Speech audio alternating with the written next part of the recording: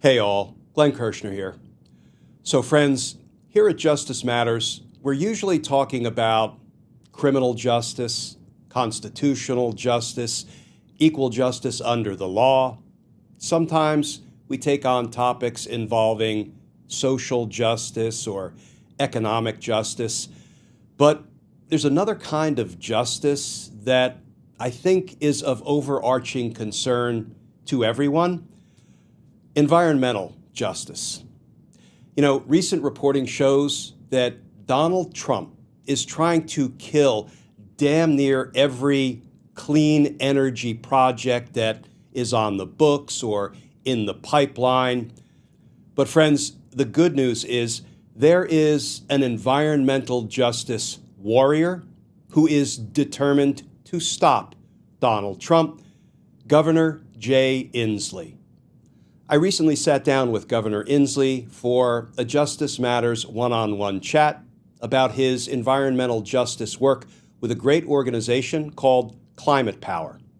I hope you enjoy this conversation with former Governor of Washington State, Jay Inslee.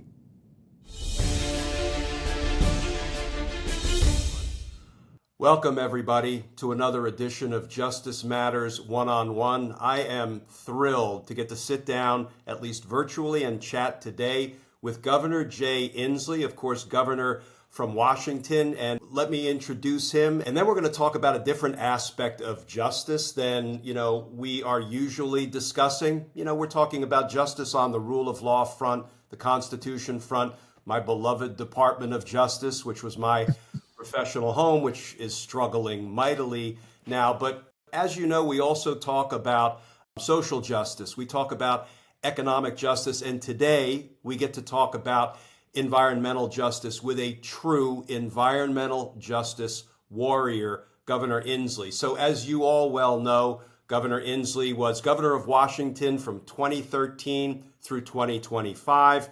He was with the U.S. House of Representatives from 1993 to 1995, and again from 99 to 2012. He, of course, was a presidential candidate in 2020. Time magazine, I saw, recently gave him the 2025 Earth Award, and I saw a piece that he authored that ran in Time magazine, and it was titled, quote, "Jay Inslee says Trump can't stop the clean energy revolution." And to that, Governor, I say from your lips. So let me welcome you to Justice Matters One-on-One. Thank you for starting with justice. That's where everything should start. So thank you. So let me ask you first to talk about the project that you've been involved with, the Climate Power, and your leadership of the Accountability Project. Can you kind of explain for our viewers what that involves?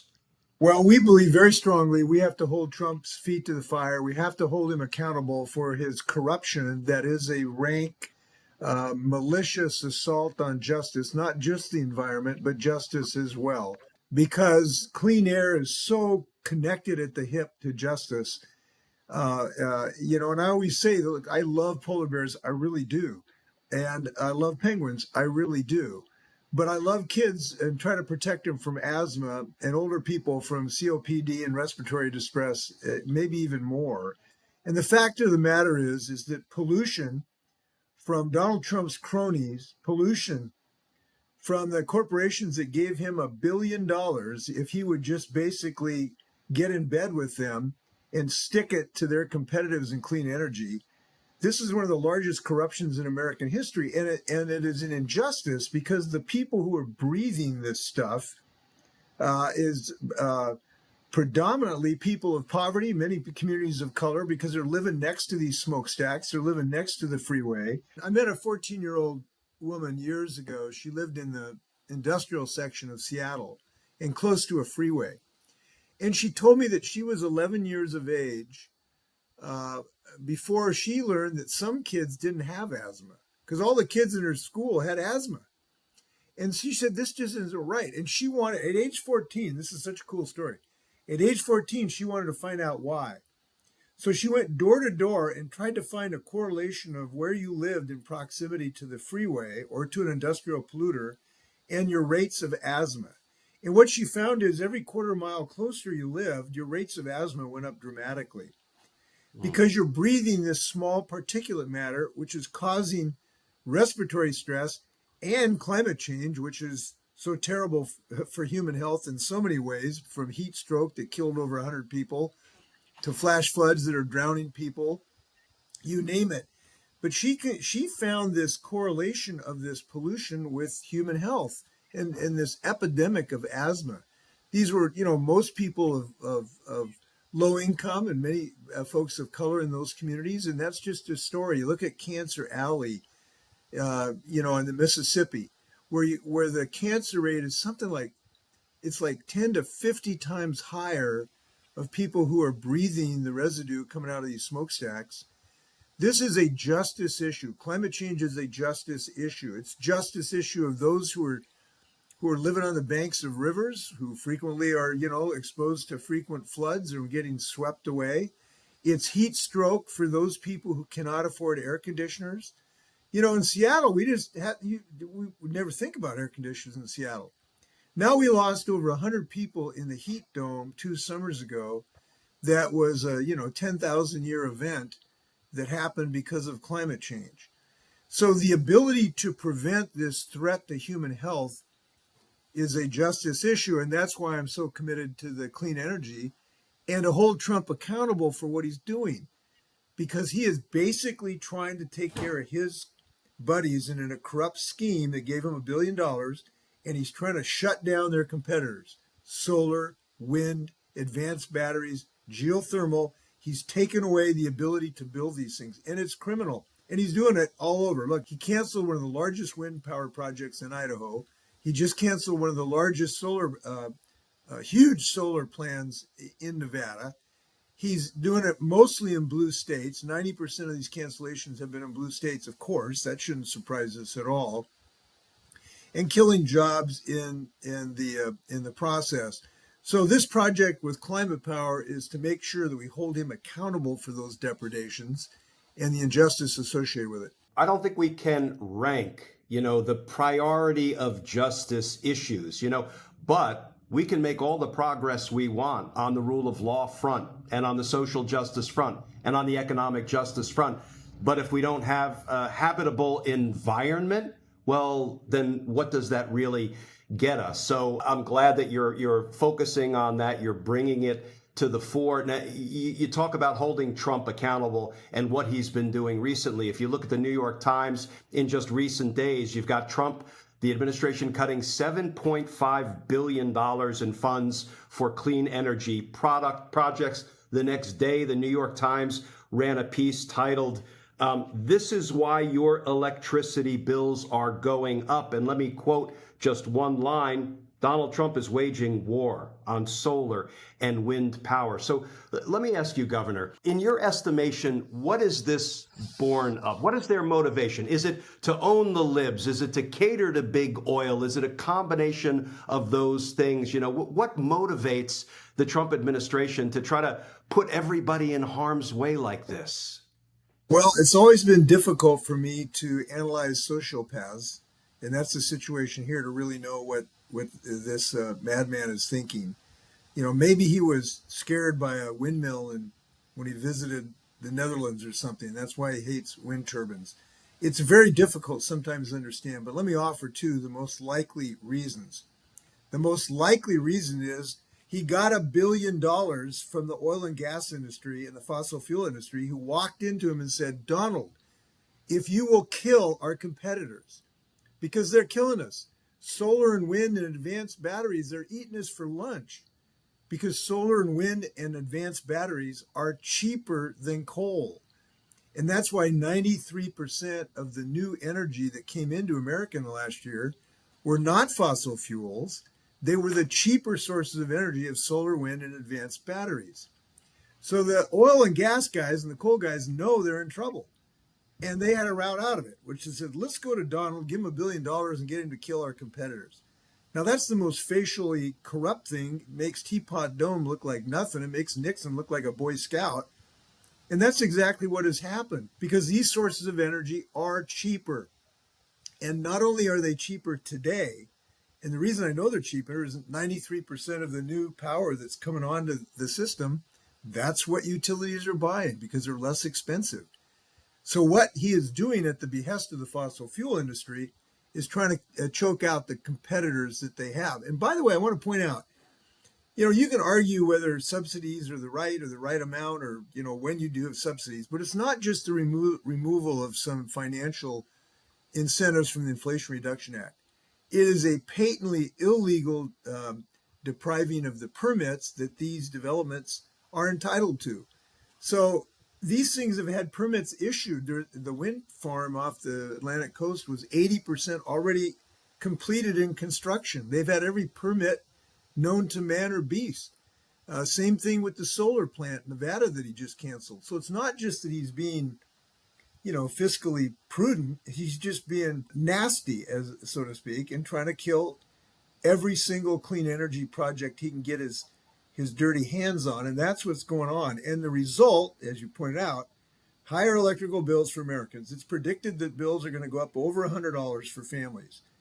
And people will understand why. Look, the electrical demands in the country is skyrocketing because of artificial intelligence, population growth, economic activity. It's predicted to increase probably more than 25% just in the next term of the next president. And we got to have massive amounts of new generating capacity. Well, what he's doing is he's taking off the cheapest source of energy, which means we're going to get the more expensive energy. And if we have a 25% increase energy and we're doing it with the more expensive source of energy, our bills are going to go up. And he's shoving those down the throats of Americans. And there's a certain irony here with the guy who ran against inflation now is giving higher electrical bills to Americans. And that is going to happen to some degree. Now, there's a little shred of good news. This is still growing. It's growing dramatically. Companies are racing to get these things in the ground and their orders in because they do know it's the best products and the cheapest products. So wherever we can actually, get around his anti-permitting thing, there's still growth in this industry. And it's going to get cheaper too. By the way, fossil fuels are not going to get cheaper. There's only a certain amount. Solar and wind and advanced batteries have come down 95% in the last eight or 9 years. That trend is going to continue. So whatever we're doing today is going to be cheaper 5 or 6 years from now. So this is the future. We hear this all the time, that he is hurting his own supporters in red states as much as he's hurting anybody else. And I know he has some very hardcore, loyal supporters out there, but I can't imagine they're clamoring for more expensive electricity bills, right? Right. Maybe that will impact. If it's just about personal enrichment, maybe he doesn't care about his constituents, right?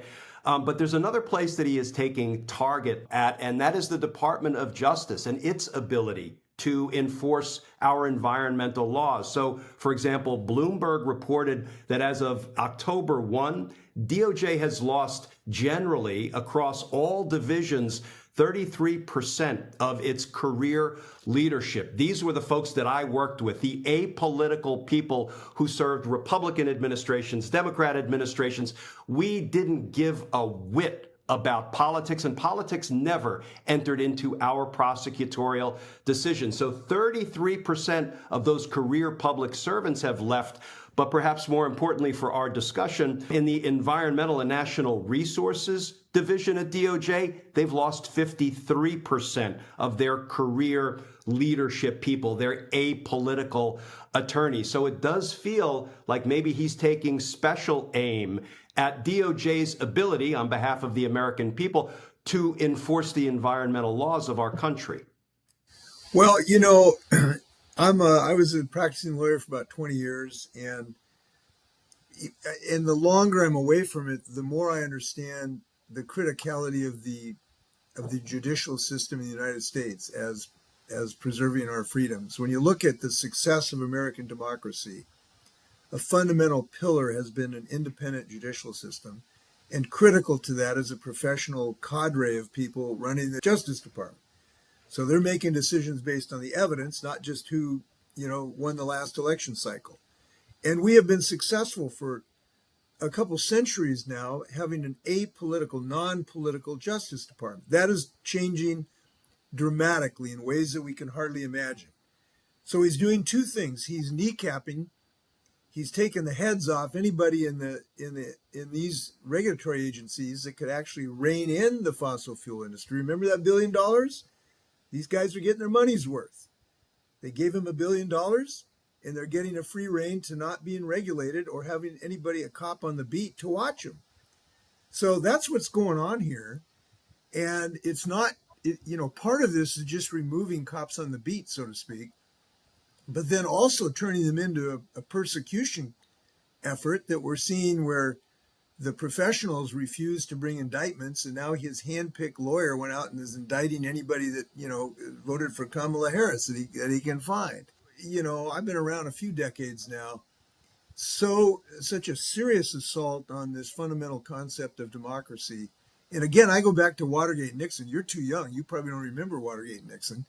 But, the Republicans stood up on their hind legs there and threw out Nixon because they understood the threat to democracy. This generation of wimpy Republicans who won't say boo is a threat to democracy.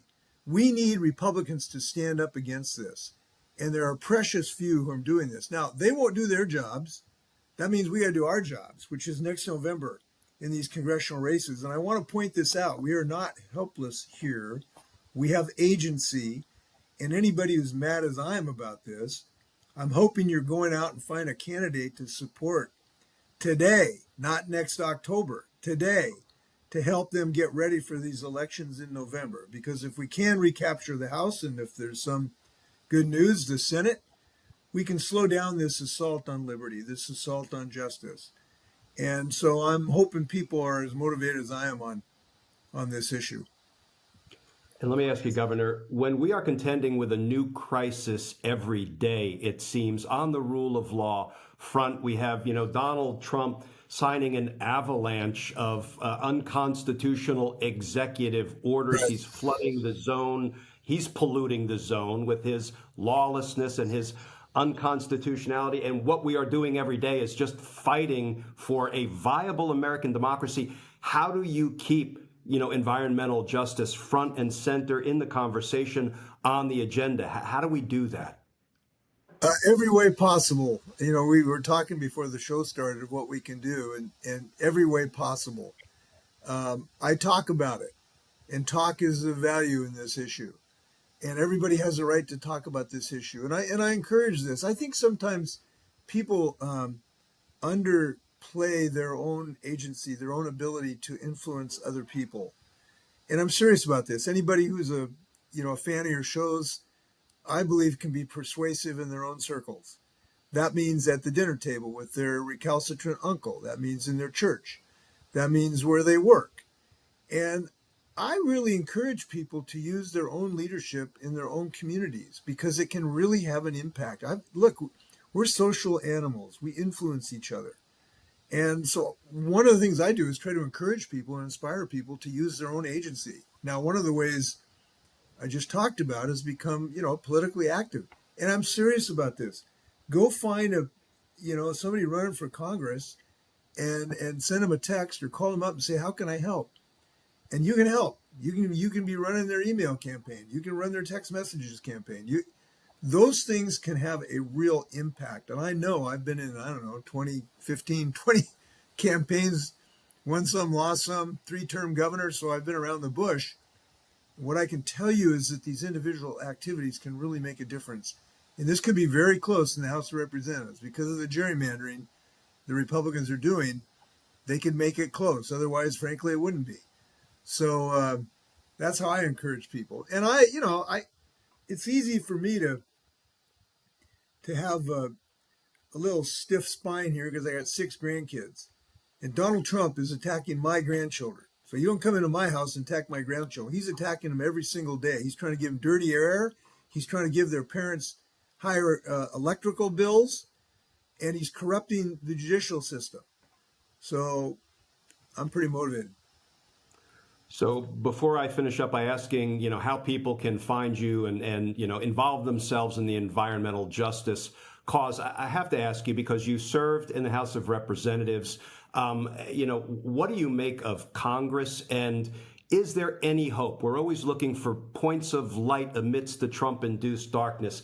Is there any hope that Republican members of Congress will begin to care about, if not their own constituents, about the viability of American democracy moving forward? I often say that, in our nation's history, there were times when people had to fight to keep the Union together. What that looked like back then was picking up, muskets and stepping out on the grassy fields, fighting sometimes brother on brother, risking life and limb. The Republicans in Congress don't have to do that to save the republic. All they have to do is cross the aisle and do what's right. And not all of them have to do it. So I know a lot of people stop talking at the Republicans in Congress thinking they're a lost cause. I will never stop talking at them because they are one of the solutions, but they haven't yet been willing to step up beyond the Kinsingers and the Cheneys. What is your take on whether there's any hope of that changing? Well, to start with, I know this may surprise you, I like working with Republicans. I've done it to good effect in my 30 years of public service on occasion. And so I'm always hopeful that bipartisanship can be productive. But there is a reality we have to face right now. We don't have Republican congressmen. We have fake Republican congressmen. And what I mean by that is they are simply answering to the Trump cult rather than their constituents. And I'll give you an example of that. So in my state, we had a really good hydrogen hub project.